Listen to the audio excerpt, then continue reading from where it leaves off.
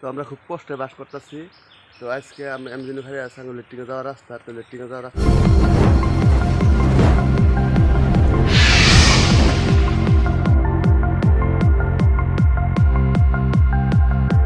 রাস্তাটা না দেখলে বুঝবেন না। তো লেট্রিনে যাওয়ার রাস্তাটা কী অবস্থায় আছে, কী পরিমাণ পানি ভেজে আছে, যে আগুন দেখায় বিভিন্ন অবস্থা এবারে পানি দেয় লেট্রিনে।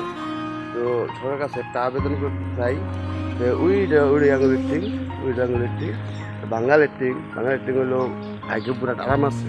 তো সরকার যাতে একটা ওভারব্রিজ দেওয়ার ব্যবস্থা করে দেয়। লেট্রিন একটা বিশাল লেট্রিনটা সরকার থেকে পানির ব্যবস্থা করে দেয়।